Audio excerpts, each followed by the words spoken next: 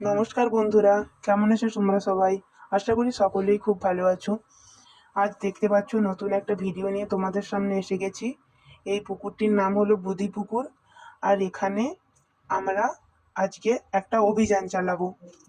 झटका जरा सा महसूस हुआ एक लाइफ की गाड़ी ने कस के मारा ब्रेक।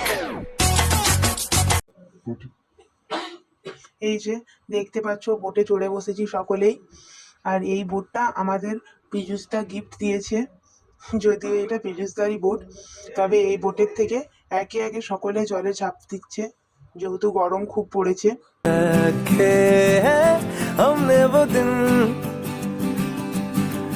गुल्लक में बड़ी चवन्नी सी बचा के रख दिल है छोटा सा छोटी सी। দেখো, এই যে বোটটাকে এরপর আমরা এখান থেকে তুলে নদী ঘাটে নিয়ে যাব, কারণ সামনে মেলা আছে, ওইখানে সবাই একটু বেশি আনন্দ করব।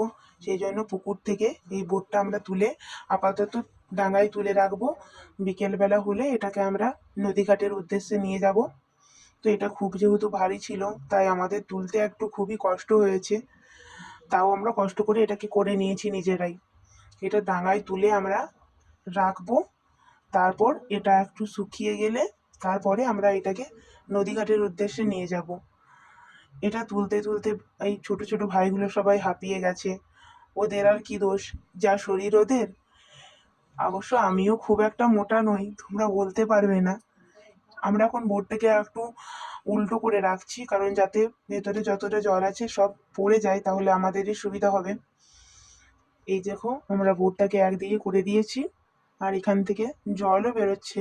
এটা আমরা ভাবিনি যে সত্যি সত্যি জল বেরোবে, কিন্তু সত্যি সত্যি জল বেরোচ্ছিল। এরপরে এটাকে আমরা একরকম করে রেখে চলে যাব। এরপরে আমরা এখানে স্নান করব ঠিক করে। ভিডিওটা কেমন লাগলো তোমরা কিন্তু জানিও।